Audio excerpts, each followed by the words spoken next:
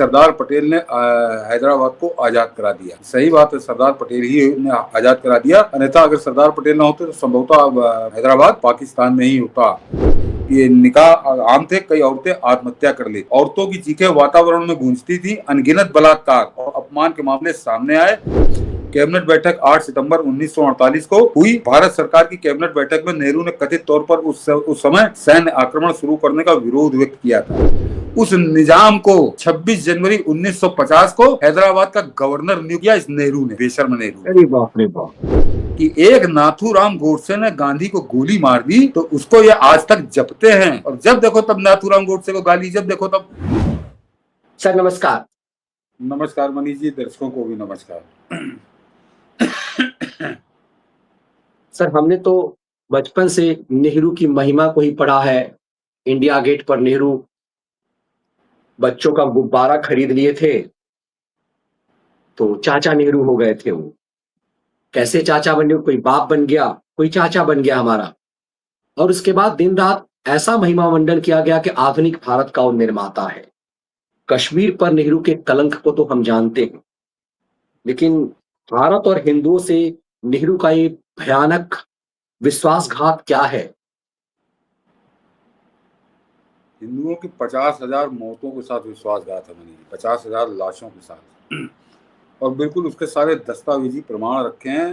जो वही जैसे बंगाल फाइल्स की हम लोग बात कर रहे थे, डायरेक्ट एक्शन डे पे पर्दा डाल दिया गया और एकदम उसकी कहीं चर्चा नहीं मिलती, कोई किताब नहीं लिखी गई। संयोग से आज जो मैं जिक्र करने जा रहा हूँ इस पर किताबें लिखी गई, ऐसे लोगों ने किताबें लिखी हैं कि कांग्रेस की नाक काट लें। ऐसे लोग जो हैं जिनके ऊपर उंगली नहीं उठा सकते।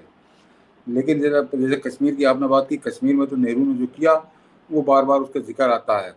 या डायरेक्ट एक्शन डे में जो हुआ वो बड़े किताब नहीं लिखी गई, पिक्चर अब बनी, उसका भी उल्लेख आता है, लेकिन वो जरा सीमित रहता है। इसका उल्लेख कहीं रहते नहीं। इसका उल्लेख जब आता है जब सरदार पटेल की हम बात करते हैं कि सरदार पटेल ने हैदराबाद को आज़ाद करा दिया। सही बात है, सरदार पटेल ही ने आज़ाद करा दिया, अन्यथा अगर सरदार पटेल ना होते तो संभवतः हैदराबाद पाकिस्तान में ही होता, या भगवान जाने क्या होता। फिलहाल हिंदुस्तान में उसका होना बड़ा कठिन काम था। लेकिन आज जिस हत्याकांड की, जिस नरसंहार की मैं बात करने जा रहा हूँ वो हैदराबाद का ही, और नेहरू का कितनी नीच, गलीज, विश्वासघाती भूमिका थी ये भी आप जरा समझिएगा कि नेहरू किस हद तक गिर चुका था तुष्टीकरण के चक्कर में। मनीष जी, 1946 में बंगाल फाइल्स वाला जो हम लोग डायरेक्ट एक्शन देखा है, उस डायरेक्ट एक्शन डे के बाद वो जो निजाम एक अलग अपनी चला रहा था हैदराबाद के अंदर, उसको भी लगा कि एक जैसे दर्शकों ने देखा हो जो पिक्चर तो कम लोगों ने देखी होगी, वहाँ पे नेशनल गार्ड थे मुस्लिम लीग के, और मुस्लिम लीग 1931 से उनको बना के अपने साथ लेके चल रही थी। तो वो एक तरह से उसकी सशस्त्र सेना थी जो नेशनल गार्ड के नाम पे थी। और उसी ने कलकत्ते में क्या क्या किया वो बात हम लोग पहले कर चुके हैं। लेकिन जब नेशनल गार्ड सफल हो गए कलकत्ते के अंदर, उन्होंने 40,000 लोगों को मौत के घाट उतार दिया, जैसा वहाँ की खबरें छपती हैं, अखबारों पे अखबार है। तो फिर निजाम को लगा कि हमारे पास भी एक ऐसी सेना होनी चाहिए, और उसने 1946 में रजाकार बनाए, रजाकारों की फौज। दर्शक आप हमेशा रजाकारों के बारे में सुनते होंगे, आज जरा उन रजाकारों का काम सुनिए और कितने भयानक थे वो। तो निजाम ने वही अगस्त सितंबर में उसने 1946 में रजाकारों का एक संगठन बनाया, और उसका नाम MIM, जो आज की तारीख में ओवैसी की पार्टी है, उस पार्टी के साथ उसको जोड़ दिया कि वो उसकी हथियारबंद यूनिट है, और उसका हेड बनाया कासिम रिजवी को। 1946 में वो बने तो करीब 5-10 हज़ार जो थे हथियारबंद थे वो, 10,000 लोग। लेकिन वो नेशनल गार्ड की तर्ज पे चल रहे थे, मुस्लिम लीग के कहने पे चल रहा था। तो 15 अगस्त आते आते उनकी संख्या हो गई 2 लाख। 2 लाख रजाकार थे, हैदराबाद के अंदर ऑपरेट कर रहे थे। उनमें करीब 40,000 ऐसे थे जिनके पास बंदूकें थी, जो मतलब हथियारबंद इस तरह से थे, और बाकी जो शेष 1.5 लाख थे उनके पास तलवारें, चाकू, छुरा, बल्लम, भाला, कांटा, इस तरह की चीजें, लाठी, डंडे, इससे वो लैस थे। उन्होंने गांव गांव जाकर भर्ती किया था मुसलमानों को। तो 2 लाख रजाकारों की फौज, और 15 अगस्त 1947 आ जाता है, देश आज़ाद हो जाता है, और निजाम शामिल नहीं होता है भारत के साथ, निजाम शामिल नहीं होता। और उसके बाद रजाकारों ने कैसा तांडव वहां पे शुरू किया है, गांव गांव घूमकर उन्होंने बलात्कार करने शुरू किए। उन्होंने हत्याएं करनी शुरू की। लोग पूरे पूरे गांव खाली हुए, पूरे पूरे गांव, और एक तरह से वहां पे शमशान की तरह सन्नाटा हो गया जहां हिंदू रहते थे। रजाकारों ने किसी को छोड़ा ही नहीं। और 15 अगस्त से 13 सितंबर 1948, यानी 13 महीने उस पूरे, तब वो हैदराबाद स्टेट कहलाती थी, आंध्रा तेलंगाना का तो नाम ही नहीं था वो। उस हैदराबाद स्टेट में तहलका मचा दिया उन रजाकारों ने। वहाँ सैकड़ों गांव के गांव पूरे खाली हो गए, जमीनों पे कब्जा किया, लोगों का धर्म परिवर्तन कराया और महिलाओं के साथ बलात्कार किया और करीब करीब 50,000 हिंदुओं को कत्ल कर दिया। ये सबसे खास बात है, 50,000 हिंदू वो कत्ल हो गए। और जब 13 सितंबर को वहां पे भारतीय सेना गई और 13 से 5 दिन उन्होंने ऑपरेशन किया, 13 सितंबर से 17 सितंबर तक ऑपरेशन चला और उसके बाद वो शांत हुए, रजाकार पकड़े गए, रुके। लेकिन ये तो है एक पृष्ठभूमि जहां पर 50,000 लोगों की मौत हुई और न जाने यानी दसियों हजार महिलाओं के साथ जो हिंदू थी उनका बलात्कार हुआ। और मैं दर्शकों को याद दिला दूं कि कांग्रेसी जो हैं, जो जिनके साथ इतना बड़ा विश्वासघात किया, नेहरू ने क्या किया, नेहरू के कर्म पे तो आऊंगा जब आप पहले पूरा समझ लेंगे तब। लेकिन ये मल्लिकार्जुन खड़गे जो इस समय राष्ट्रीय अध्यक्ष है कांग्रेस का, अपने मुंह से बता चुका कि मेरी माँ, मेरी बहन, मेरी चाची और कुछ अन्य रिश्तेदारों को जिंदा जला दिया था उन्हीं रजाकारों ने। इसकी माँ भी उन्हीं रजाकारों के दंगे मारी गई थी। ये कर्नाटक में रहता बीदर, और बीदर में इसका वारावट्टी गांव था मल्लिकार्जुन खड़गे का। तो अब आप समझिए कि ये हैदराबाद जो हम आज देखते हैं, आज तो एक हैदराबाद एक शहर का नाम है, स्टेट जो है वो तेलंगाना है। लेकिन उस समय हैदराबाद स्टेट कितनी बड़ी थी कि आप इसको सोचिए कि महाराष्ट्र के औरंगाबाद, नांदेड़, लातूर, उस्मानाबाद, ये इलाके हैदराबाद स्टेट के अंदर ही आते थे। कर्नाटक के जो थे गुलबर्गा, बीदर, रायचूर और बेल्लारी, ये भी हैदराबाद का ही हिस्सा थे, यानी इनका राजा निजाम हुआ करता था। तो उस समय एक तरह से मल्लिकार्जुन खड़गे भी हैदराबाद स्टेट का नागरिक था। और इसके गांव पे हमला किया, घर तो छोड़ दीजिए, गांव पे हमला किया और उसमें जो है इसकी माँ, इसकी बहन और इसकी चाची और साथ में जो और रिश्तेदार थे वो सब जिंदा जला दिए गए। बाकी इसके घर वाले जो भागे तो उसमें खड़गे को भी लेके भागे, तो ये जिंदा बच गया। तो ये एक तरह से जिंदा गवाह है उन रजाकारों के आतंक का। तो ये है इसकी पृष्ठभूमि, जो हैदराबाद में 50,000 लोग मारे गए। लेकिन इसकी गवाही कौन देगा? तो इसकी गवाही के लिए मनीष जी आज मैंने कुछ चीजें निकाली हैं कि उस रजाकारों के साथ क्या हुआ। नेहरू का विश्वासघात, ये आपको लास्ट में बताऊंगा कि ऐसा विश्वासघात दुनिया के इतिहास में, मैं फिर कह रहा हूं कि दुनिया के इतिहास में अपने देश के साथ और अपने देश की बहुसंख्यक जनता के साथ ऐसा नीच गलीज विश्वासघात किसी ने नहीं किया। ये नेहरू कितना नीच था ये आपको अंत में अभी बताऊंगा। पहले जरा हैदराबाद का दंगा समझ लीजिए कि 50,000 हिंदू कत्ल हो चुके थे, और 50,000 हिंदू तो जो लिखा पढ़ी में है। अन्यथा आप सोचिए कि 2 लाख गुंडों की फौज, मुसलमान गुंडों की फौज, और एक तरफा नरसंहार कर रही थी पूरे स्टेट के अंदर, और 13 महीने तक किया है। तो कितने लोग मरे होंगे इसका आप जो अभी मैं वर्णन सुन के पढ़ के बताऊंगा, उसके बाद आपको अनुमान हो जाएगा कि हैदराबाद में जैसा राक्षसपना हुआ वैसा तो मेरे ख्याल से बंगाल फाइल्स भी फीकी पड़ जाती है उसके आगे। उस पर जो है मनीष जी, सबसे पहले मैं बताता हूं आपको किसने क्या लिखा है। विदेशी पत्रकार थे उन्होंने क्या लिखा, तो टाइम्स लंदन ने लिखा कि रजाकारों ने ग्रामीण इलाकों में आतंक फैला दिया है, हिंदू गांवों को लूटा, लोगों को मारा और महिलाओं का अपहरण किया, बलात्कार किए, गांव के गांव जला दिए। ये टाइम्स लंदन लिख रहा था। और ये है 18 सितंबर 1948 का उनका जो अंक था, उसमें टाइम्स लंदन ने लिखा।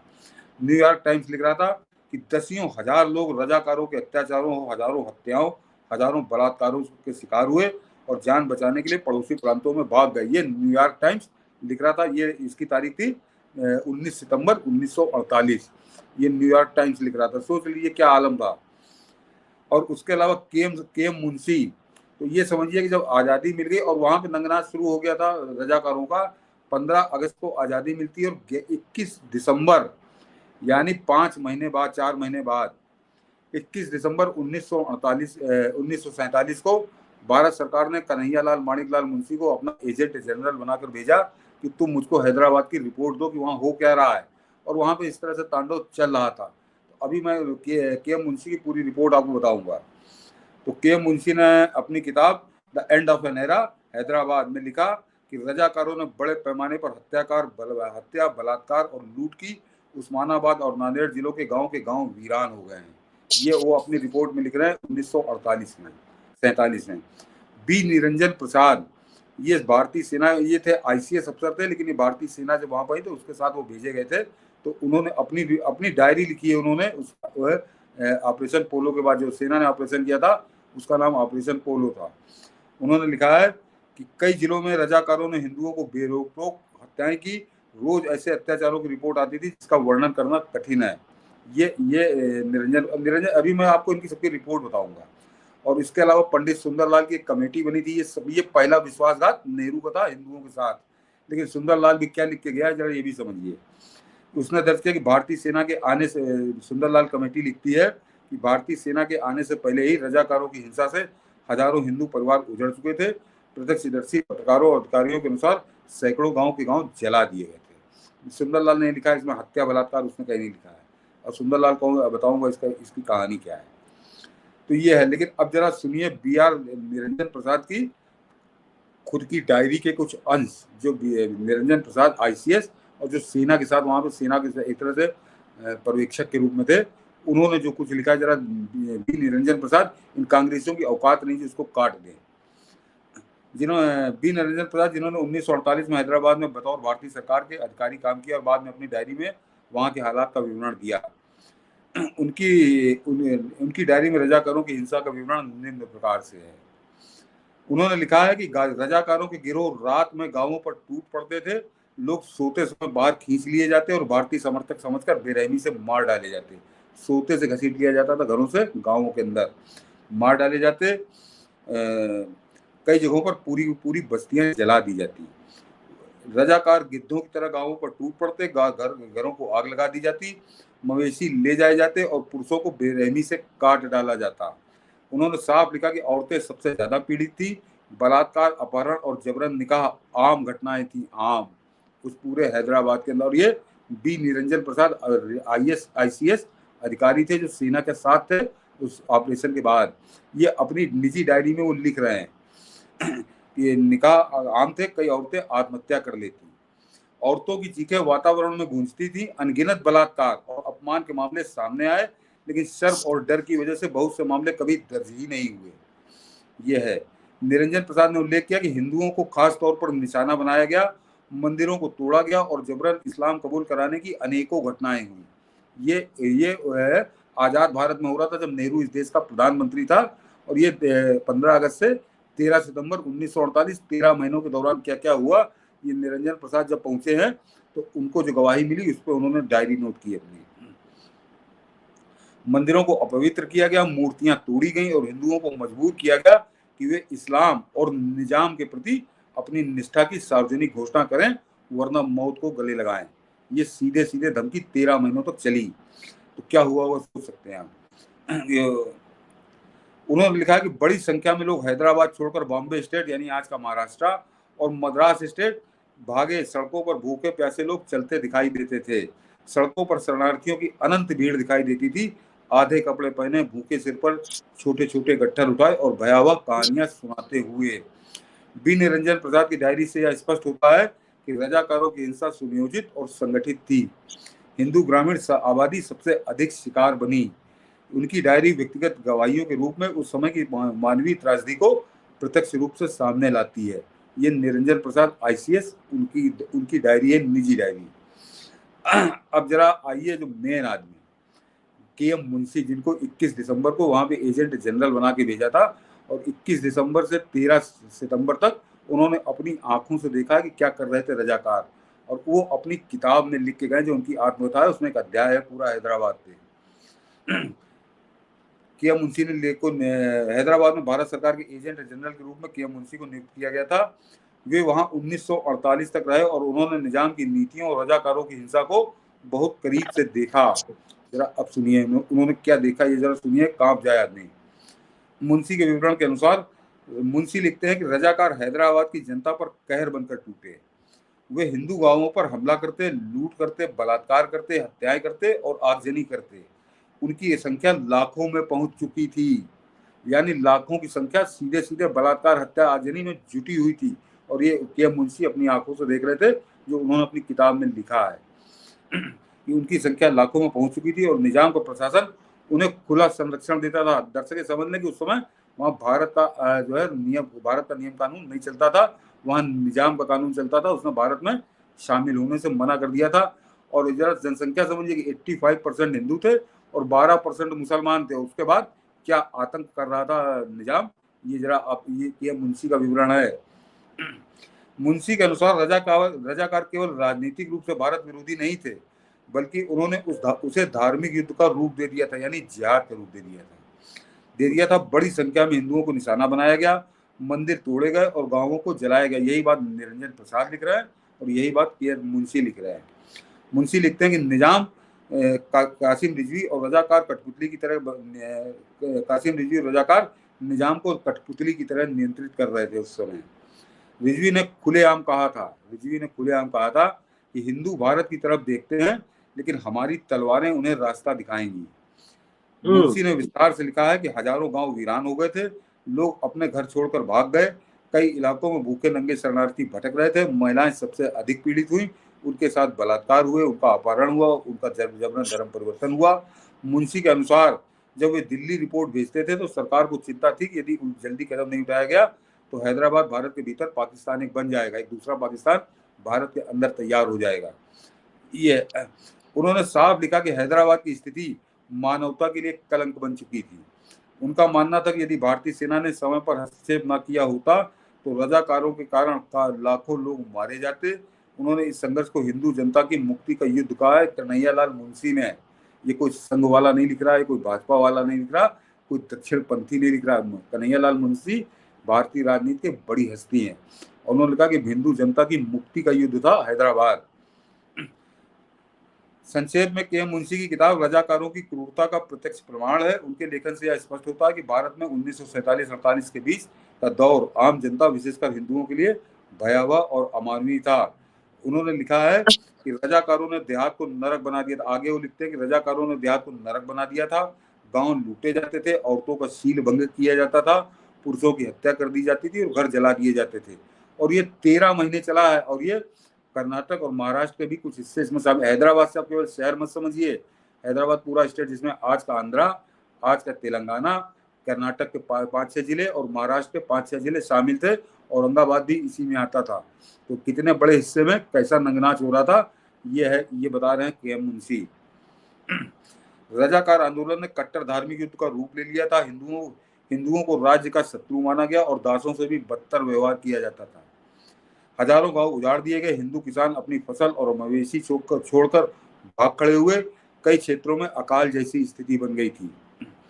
निजाम कासिम रिजवी के हाथों की कठपुतली बन चुका था, जिसने खुलेआम घोषणा की थी कि हैदराबाद स्वतंत्र रहेगा, चाहे इसके लिए दक्कन को कब्रिस्तान ही क्यों ना बना देना पड़े। ये कासिम रिजवी घूम घूम के कह रहा था उस पूरे हैदराबाद स्टेट के अंदर कि हम चाहे दक्षिण को कब्रिस्तान बना दें, लेकिन ये पाकिस्तान बनेगा।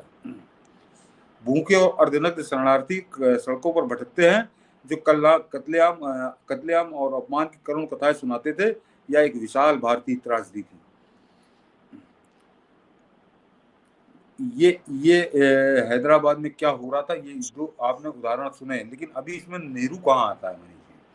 नेहरू का विश्वासघात, ये आपको मैंने इसीलिए पहले पृष्ठभूमि समझाई कि एक ICS अफसर और एक हिंदुस्तान की राजनीति का बड़ा नेता, दिग्गज नेता के.एम. मुंशी, जो वहां पे बाकायदे एजेंट जनरल बना के भेजे गए थे।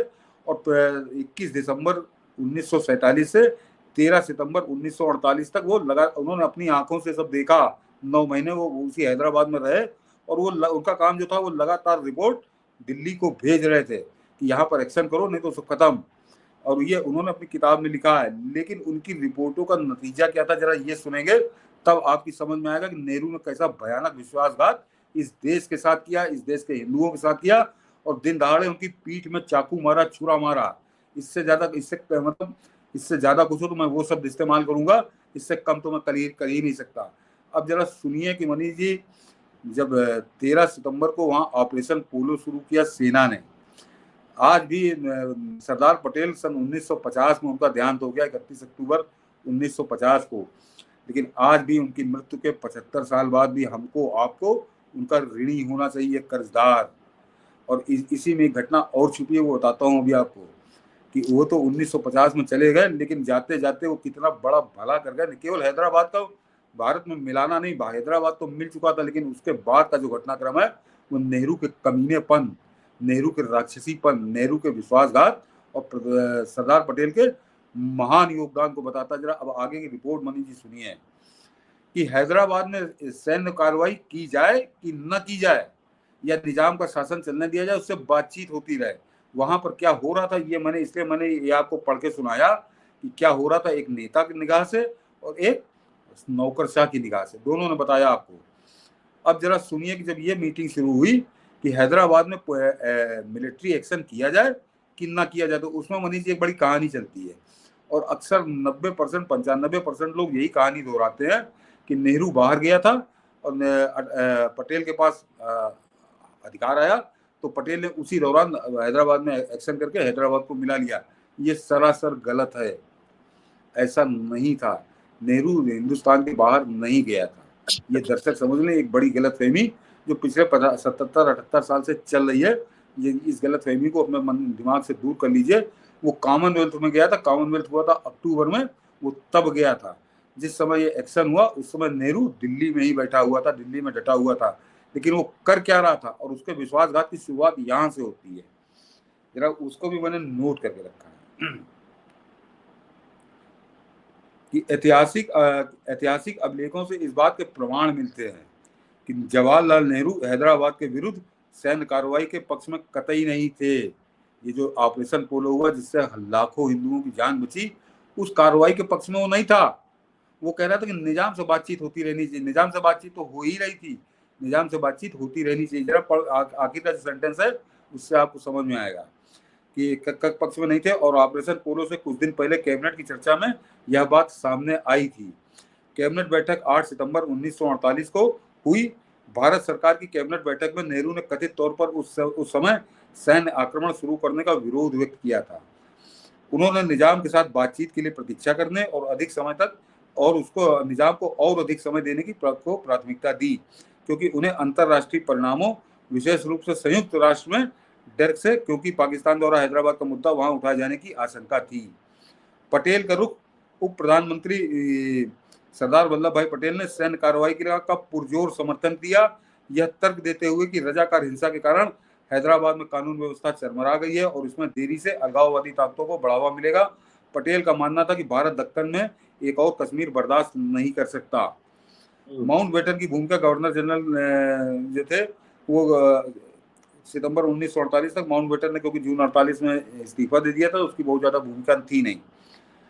इसका परिणाम क्या हुआ कि नेहरू की आपत्तियों के बावजूद मंत्रिमंडल ने अंततः पटेल की नीति का समर्थन किया। जो मंत्रिमंडल था वो पूरा का पूरा मंत्रिमंडल पटेल के साथ खड़ा हुआ। नेहरू अकेला हो गया उस कैबिनेट की बैठक में। नेहरू की आपत्तियों के बावजूद मंत्रिमंडल ने अंततः पटेल की नीति का समर्थन किया। सैन्य कार्रवाई ऑपरेशन पोलो 13 सितंबर 1948 को मेजर जनरल JN चौधरी की कमान में शुरू हुई। ये अब इसमें कहानी जैसे और ये जो बात मैं बता रहा हूँ कैबिनेट की बैठक की, ये इसमें बहुत लिटरेचर उपलब्ध है और बड़ा स्तरीय लिटरेचर उपलब्ध है। इसमें बंगाल फाइल वाली कहानी नहीं है। इसमें कौन कौन है जरा समझिए कि कौन लोग लिख गए अपनी किताब के अंदर। कि पहला नाम है KM मुंशी युगकांत, उन्होंने अपनी किताब में इस बात का उल्लेख किया है। VP मेनन जो भारतीय राज्यों के एकीकरण की कहानी सुनाते हैं, VP मेनन बड़ी हस्ती उस समय के डिप्लोमेट में, VP मेनन ने अपनी किताब में इसका उल्लेख किया है। जवाहरलाल नेहरू की चुनिंदा रचनाएं, उसमें उसका पत्राचार मिल जाता कि जवाहर नेहरू उस मिलिट्री एक्शन के खिलाफ था। और स्टैनली वोलपार्ट और VN पांडे जैसे इतिहासकारों ने भी उल्लेख किया है कि नेहरू ने सितंबर 1948 की शुरुआत में तत्काल सैन्य कार्रवाई का जबरदस्त विरोध किया था। तो वहां पर इस तरह से 50,000 लोग कत्ल हो चुके थे, हजारों गांव जला दिए गए थे, महिलाओं के साथ बलात्कार हो रहा था। और नेहरू कह रहा था कि वहां पर मिलिट्री एक्शन मत करो वहां पे, क्योंकि उसको डर, ये UN का तो बता ही रहा था, उसको डर ये था ना मुसलमान नाराज हो जाएंगे। और कैसे उसने मुसलमानों को खुश किया ये अभी आपको बताना बाकी है। ये तो उसका पहला विश्वासघात है कि वो इतना सब होने के बाद भी वहां पर मिलिट्री एक्शन के विरोध में था। मगर जब पटेल अड़ गए और पूरा मंत्रिमंडल उनके साथ खड़ा हो गया तो नेहरू के हाथ के तोते उड़े और बिल्कुल कठपुतली बन के वो रह गया। और वहां पे एक्शन हुआ तो वो जो मिलिट्री एक्शन हुआ हैदराबाद में, वो सरदार वल्लभ भाई पटेल की बदौलत हुआ। और उसका मैंने कहा हिंदुओं को उनका ऋणी होना चाहिए। आज 75 साल हुए उनको यहाँ से गए। तो यहाँ तक तो आपने मानी जी कहानी सुनी। मगर कमाल है लेकिन सर कि सरदार पटेल काली फिल्म में भी ये सब कहानी नहीं है जो आप बता रहे हैं। मतलब इस देश की बहुसंख्य जनता आप जो आज कहानी बता रहे हैं उसका 1% भी नहीं जानती। बस यही जानती है कि सरदार के सहयोग से हैदराबाद हमारा हिस्सा हो गया। मैं कुछ नहीं बता रहा हूं, मैं ऐसे लोगों की किताबें कोट कर रहा हूं कि इन कांग्रेसियों की औकात नहीं कि इनको काट दें। कि कन्हैयालाल माणिकलाल मुंशी बड़ी हस्ती, बी निरंजन प्रसाद आईसीएस अंग्रेजों के जमाने के, उनको इसी नेहरू ने भेजा था वहां पे सेना के साथ। वो अपनी डायरी लिख रहे हैं। स्टुअर्ट वोलपार्ट बड़ा इतिहासकार, वो लिख रहा है कि नेहरू कैसे गद्दारी पे आमादा हो गया था, वहां पे सेना भेजने की तैयार नहीं था। मैंने इसलिए आज दिन भर बैठ के इनके सबको निकाल के तैयार किया है। तो ये तो हुआ मनीष जी केवल अभी उसका जो नेहरू का विश्वासघात था इस देश के साथ, इस देश के हिंदुओं के साथ, उसका अभी ये जो आपने जाना, ये अभी मैंने जितना बताया ये 20% है। अभी उसका 80% उसका सही विश्वासघात और हिंदुओं के मुंह पर तमाचा कैसे मारा नेहरू ने, वो तो अभी हिस्सा बाकी है। ये तो मैं जो पढ़ के था ये मैंने पढ़ के बताया है। मनीष जी जिसने 50,000 लोगों का कत्ल करा दिया, जरा गौर करिए, उस कासिम रिजवी जिसका नाम था, उसके साथ क्या हुआ, ये सबसे खास बात तो ये है। और उसको सेना जब पहुंची तो 13 सितंबर हुआ और उसी के दौरान ऑपरेशन जो पोलो था उसी के दौरान उसको गिरफ्तार कर लिया सेना ने। और सेना के 66 जवान मरे थे उस जो है उस युद्ध में। जब सेना पहुंची है तो रजाकारों ने सेना से भी युद्ध करना छेड़ दिया, लेकिन उसमें जो है 66 जवान हमारे शहीद हुए, 150 जवान हमारे घायल हुए थे। लेकिन रजाकार मरे थे 1400, 1373 थे। 1373 रजाकार मारे गए सेना के साथ लड़ते समय। सेना के 66 जवान शहीद हुए, लेकिन और करीब करीब 18,000 जो है वो गिरफ्तारियां हुई, जो सेना ने करी गिरफ्तारियां, उनमें 12-13 हजार रजाकार थे और बाकी उसके साथ वो जो और उनके समर्थक के लिए जो भी है, यानी 12,000 करीब रजाकार गिरफ्तार हुए, 1400 मारे गए। लेकिन रजाकारों की संख्या तो मनीष जी 2 लाख थी। ये तो इतिहासकार बताते हैं कि उसमें 40,000 तो हथियारबंद थे, लेकिन गिरफ्तार केवल 12,000 हुए। यहाँ से खेल शुरू होता है। लेकिन वो जो 50,000 हत्याएं उन्होंने की थी, नरसंहार किए थे, गांव के गांव जलाए थे, हजारों दसियों हजार औरतों के साथ उन्होंने बलात्कार किया था, 13-14 महीने लगातार किया था। उसका क्या हुआ तो आप सुनकर दंग रह जाएंगे। आपको शर्म आएगी कि क्या इतना नीच गलीज था हमारा देश का प्रधानमंत्री। सरदार पटेल का तो 1950 में देहांत हो चुका था। उनके देहांत होने के बाद 1953 में सारे रजाकार छोड़ दिए गए, सारे। वो जो 12-13 हजार थे उन पे किसी पे कोई मुकदमा नहीं चला। उससे पहले मुकदमे का ढोंग किया गया, जो तब तक पटेल जिंदा थे, गृह मंत्री थे, और पटेल की आंखें बंद होते ही उनके मुकदमे खत्म हुए। और 1953 तक आते आते सारे रजाकार छोड़ दिए गए। तो 50,000 हत्याएं जो करी थी, हिंदुओं की हत्या की थी, ढूंढ के की थी, वो क्या भूत आके मार गए थे। ये इस नेहरू आज जिंदा होता तो एक हाथ में जूता लेके इससे पूछने वाला था, ये बताओ कि 50,000 हिंदुओं का कत्ल किसने किया था। जब सारे रजाकार छोड़ दिए, सारे छोड़ दिए, मैं फिर बता रहा हूँ, जरा गौर करिए कि ये हिंदू दुनिया के इतिहास में अपने अपने देश के साथ ऐसी दगाबाजी करने वाला इतना नीच गलीज प्रधानमंत्री कहीं नहीं मिलेगा जितना नेहरू था। आज जरा कोई बात करे कांग्रेसी, तो एक तो अभी 53,000 तो वो छोड़े गए, वो सन 53 में जो हजारों छोड़ जितने थे सब छोड़ दिए गए। कितने थे, 10,000 थे, 12,000 थे जो। लेकिन मनीष जी कासिम रिजवी पे हत्या का मुकदमा था, कासिम रिजवी पे डकैती का मुकदमा था, कासिम रिजवी पे बलात्कार का मुकदमा था, कासिम रिजवी पे गांव के गांव जलाने का मुकदमा था। उसका क्या हुआ। वो नेहरू का सबसे, जरा नेहरू को हिंदुओं से कितनी घृणा थी और मुसलमानों से कितना प्रेम था, इसका नमूना पहले 53 में सारे रजाकार छोड़े गए और 1957 में कासिम रिजवी को भी छोड़ दिया गया, उसके ऊपर से भी सारे केस हटा लिए गए।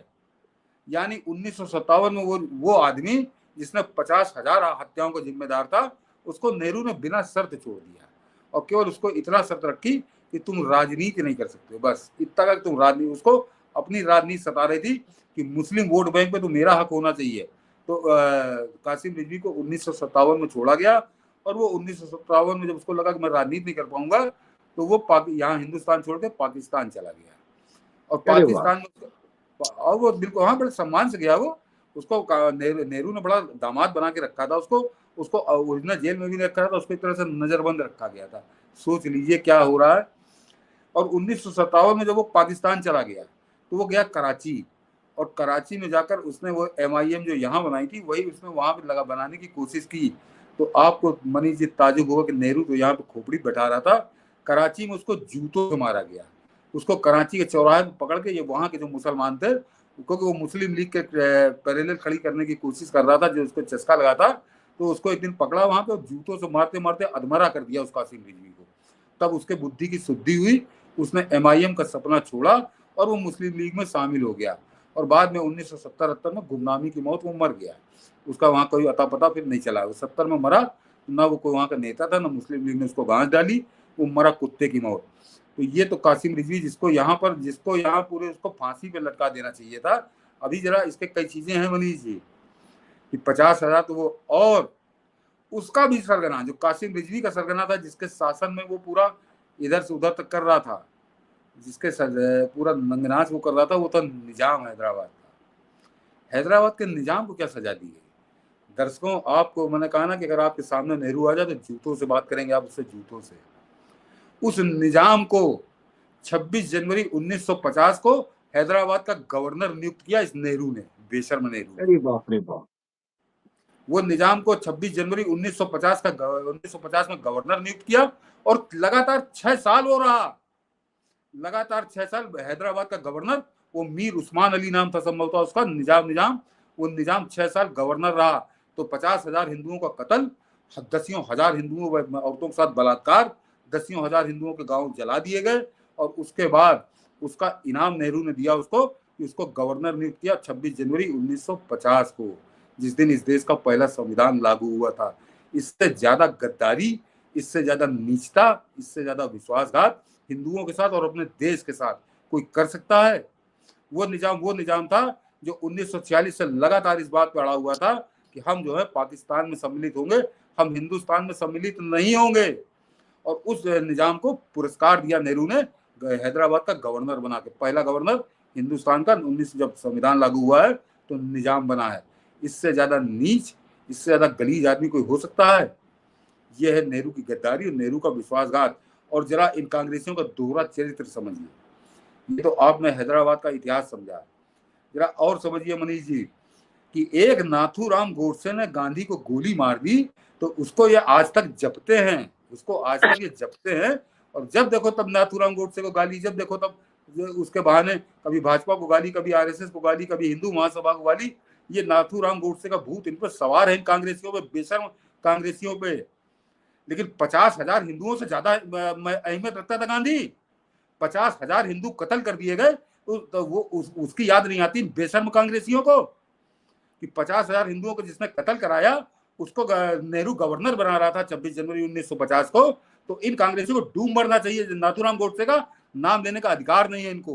लेकिन मनीष जी, जब कभी डिबेट होती है तो भाजपा के प्रवक्ता भी इस पर चुप बैठते हैं, उनके मुंह में टेप चिपका रहता है। क्यों? इनको पलट के पूछना चाहिए कि 50,000 हिंदू कत्ल कर दिए गए, 25,000 हिंदू औरतों के साथ बलात्कार किया गया, और उसका सबसे शीर्ष अपराधी था हैदराबाद का निजाम। और उसको नेहरू ने अपना बाप बना के 26 जनवरी 1950 को बनाया हैदराबाद का गवर्नर, और वो 6 साल रहा। 6 साल वो रहा उसी हैदराबाद की छाती पे उसने मूंग डली। क्यों? क्योंकि नेहरू पे और कांग्रेस के ऊपर भूत सवार था कि उसको मुस्लिम तुष्टीकरण करना है, उसको मुस्लिम वोट चाहिए। तो ये अपने कैसे देश को बेचा, कैसे हिंदुओं की लाशों को बेचा नेहरू ने। इससे बड़ा उदाहरण क्या कोई आपको मिलेगा इस इतिहास के अंदर? एकदम से मुझे लगता है कि ये आंखें खोल देने वाला है इस देश के आम लोगों का। और उसके बाद भी नेहरू नायक बनता रहा इस देश का, आधुनिक भारत का निर्माता रहा नेहरू। हम लोग बात पीछे भी कह रहे थे कि ऐसा लगा कि सिर्फ हैदराबाद हमारे देश, ये जो लोग नेहरू को आधुनिक भारत का निर्माता कहते हैं, उनके मुंह में मैले की बाल्टी बांध देनी चाहिए, मैले की बाल्टी, धूं की बाल्टी उनके मुंह में बांध दी जाए। जो नेहरू को आधुनिक भारत का निर्माता कहते हैं, आधुनिक भारत का जो निर्माता था, उसके कर्म ये थे, वो 50-50 हजार हिंदुओं की लाशों पे हत्यारों को महिमा मंडित कर रहा था। कासिम रिजवी को उसने पाकिस्तान भेज, यानी मनीष जी उस आदमी को तो तत्काल फांसी पे लटका देना चाहिए था, लेकिन उसको 10 साल दामाद बना के रखा और वो पाकिस्तान चला गया 1957 में। और वहां पे पाकिस्तानियों ने उसका जूतों से स्वागत किया, जूतों से मारा, कराची में उसको बहुत बुरी तरह अधमरा मरा जान के छोड़ दिया। तब उसका सपना टूटा वो MIM का, और उसके बाद फिर वो मुस्लिम लीग में शामिल हुआ, कुत्तों की मौत मरा बाद में। लेकिन जरा और सुनिए, आगे सुनिए कि कैसे कांग्रेस ने अपना पाला है, पोसा है, कि जाते जाते 1957 में नेतागिरी वो पूरी करके गया। वो जो उसकी मुस्लिम इत्तेहादुल मुस्लिमीन थी, MIM, वो अपनी उसकी कमान में सौंप गया वाहिद हुसैन को, वाहिद हुसैन ओवैसी को। यानी 1957 में MIM वाहिद हुसैन ओवैसी के पास आ गई, और उसने वाहिद हुसैन ओवैसी ने उसमें ऑल इंडिया जोड़ दिया। अब वो ऑल इंडिया मजलिस इत्तेहादुल मुस्लिमीन हो गया।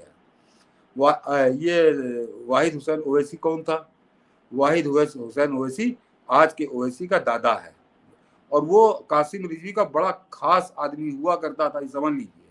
यानी वो हिंदुओं की कत्लेआम, हिंदुओं के बलात्कार, हिंदुओं के गांव जलाने में वो बराबर का साथी था कासिम रिजवी का।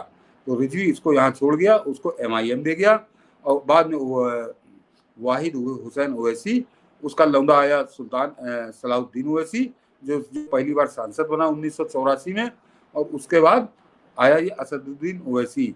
ये है ओवैसी खानदान की भी असलियत और सच्चाई।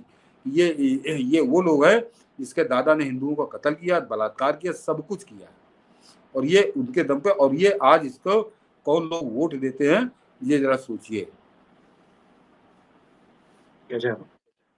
इससे एक लिंक जुटता है कि जो आदमी कायदे से कहिए तो ये नेहरू जिन्ना से भी ज्यादा घातक हिंदू द्रोही था। बिल्कुल, जिन्ना इसके सामने बहुत बौना था, हिंदू द्रोही में जिन्ना इसके सामने बहुत घातक था, बहुत छोटा था, यूं कह लीजिए। इसके बावजूद ये पंडित नेहरू बन गया है। इसके बाप के आगे तो पंडित नेहरू नहीं था। गांधी ने इसे पंडित बुलाना शुरू किया, जिसका जो खुद कहता I am a accidental Hindu, जो अपनी किताब में लिखता है कि मैं दुर्भाग्यवश मैं हिंदू हूं। उसके आगे पंडित कैसे जुड़ गया? फिर क्या इसका मतलब यह है कि एक बड़ा छल था कि करना तो है, चाहे पाकिस्तान मुसलमानों के नाम बन गया, और ये जो हिंदुओं के नाम पर जो देश बना, उसका एजेंडा भी नेहरू से खतरनाक हिंदू द्रोही को भारत का कमान सौंपा गया, और उसके नाम के आगे पंडित बन जोड़ दिया गया। आज भी मैं इसलिए इसको जोड़ रहा हूं सर, कि मैं जब अपने बिहार, यूपी में भी देखिए, यूपी में चूंकि ब्राह्मण बहुसंख्य है, यूपी में भी कांग्रेस ब्राह्मणों के बदौलत चलती रही, और बिहार में भी कांग्रेस ब्राह्मणों के बदौलत चलती रही। आज भी इतना घिनौना होने के बाद भी आज भी मैं देखता हूं कि ब्राह्मण और भूमिहारों का एक बड़ा वर्ग, वो लोग जिनके खानदान ने मतलब कांग्रेस से फायदा पाया है, वो आज भी राहुल गांधी जैसे नेता का महिमा मंडन करते हैं, कांग्रेस का भजन गाते हैं। तब जब कांग्रेस घोर हिंदू द्रोही हो चुकी है, तब जब लालू प्रसाद यादव जैसा घिनौना सजा याफ्ता अपराधी के पीछे चल रही है, तो मतलब ये कांग्रेस, इसका पंडित होना, ये क्या एक प्लान वे में सब खेल था क्या? मनीष जी, ये वो लोग हैं जो नेहरू को आधुनिक भारत का निर्माता बताते हैं, नेहरू को दुनिया भर की बताते हैं। ये वो लोग हैं जो वेश्या बाजार में अपनी माँ बहन बेटी के सौदा करते हैं पैसे के लिए। ये वो लोग हैं, अन्यथा जिसके अंदर जरा सी भी इंसानियत जिंदा हो, मानवता जिंदा हो, जिसके वो ये अपराध कर ही नहीं सकता नेहरू को आधुनिक भारत का निर्माता कहे। और मनीष जी, इससे बड़ा उदाहरण क्या होगा? मैंने इसीलिए आपको कोट करके बताया, मैंने नोट करके रखे सब आज, कि कौन लोग, कि नेहरू का कैबिनेट के अंदर पूरी की पूरी कैबिनेट नेहरू के खिलाफ थी। ये नेहरू की औकात थी जब तक सरदार पटेल जिंदा थे। सरदार पटेल के साथ पूरी कैबिनेट खड़ी हो गई, और कैबिनेट ने फैसला किया। नेहरू अकेला था जो कह रहा था कि ना भेजो वहां पे सेना। तो सोच लीजिए कि नेहरू की औकात क्या थी। वो गांधी के बर्तन चौका करने वाले नौकर की तरह था। गांधी ने उसको खोपड़ी पे बैठा दिया इस देश की। ये तो बिल्कुल साफ है कि गांधी की जिद की वजह से प्रधानमंत्री बना, अन्यथा वो गांधी के घर में बर्तन मांजता था शायद। गांधी के साथ उसका कुछ दूसरे टाइप के संबंध थे, अन्यथा गांधी इतनी गिरी हुई हरकत कैसे कर सकता था कि जब पहले चुनाव आया प्रधानमंत्री पद का, तब वो बुरी तरह से कांग्रेस हारा नेहरू, उसको 1 वोट मिला तो उसने अपना वोट खुद ही दे दिया था बस, अन्यथा पूरे हिंदुस्तान में कोई उसके ऊपर थूकने को तैयार नहीं था जब प्रधानमंत्री पद का चुनाव हुआ। और दूसरा घटनाक्रम ये सामने आता है कि हैदराबाद में सेना भेजी जाए कि ना भेजी जाए, तो अकेला था वो और पूरी कैबिनेट सरदार पटेल के साथ खड़ी थी। तो इससे ज्यादा उदाहरण क्या हो सकता है। लेकिन ये जो आप जिनका आप जिक्र कर रहे हैं, जो गांधी के नेहरू के बड़े भजन गाते हैं, तो मैंने कहा ना कि ये इतने गिरे हुए लोग, इतनी आत्मा इनकी मर चुकी है कि ये बिल्कुल वही लोग हैं जो वेश्या बाजार के दलाल, जो अपनी माँ बहनों का भी सौदा कर रहे हैं। ये भारत का सौदा हो रहा था। 50,000 मारे गए थे हैदराबाद के अंदर, जो 10 हजार औरतों के साथ जो बलात्कार हुआ था, वो भारत की बेटियां थी, वो भारत के बेटे थे जिनका कत्ल हुआ था। और उनका सौदा, उनकी लाशों का सौदा, उनकी इज्जत का सौदा नेहरू ने किया था कासिम रिजवी और उस हैदराबाद के नवाब के साथ। मुझे लगता है कि आज के इस शो को, स्पेशल संडे शो को देखने के बाद हर किसी को जिसको संदेह भी होगा, इस नेहरू से घृणा करेगा। लेकिन हम इस नेहरू से घृणा करके भी क्या पाएंगे सर? किस तरह से इस देश को विभाजित करके बर्बाद किया गया। जब बंगाल फाइल्स आप देखेंगे तो आपको समझ में आएगा कि एक समय में जब देश आजादी की लड़ाई, आजादी पा रहा था और नेहरू ये कह रहा था कि मिडनाइट, आधी रात को जब पूरी दुनिया सो रही है, हम जाग रहे हैं, उस समय में किसी के शरीर को चीरा जा रहा, नुआखाली में पाप हो रहा था। ये सब नेहरू के कुकृत्य थे, नेहरू के कर्म थे। लेकिन आज जो आपने जाना है, सतीश जी ने जो आपको रोज कहानी सुनाई है, उससे आपको घिन हो जाएगी कि ऐसे आदमी को आधुनिक भारत का निर्माता कैसे बनाया गया और हम सबका चाचा ये कैसे बन गया। इससे बड़ा घिनौना सच और कुछ हो ही नहीं सकता।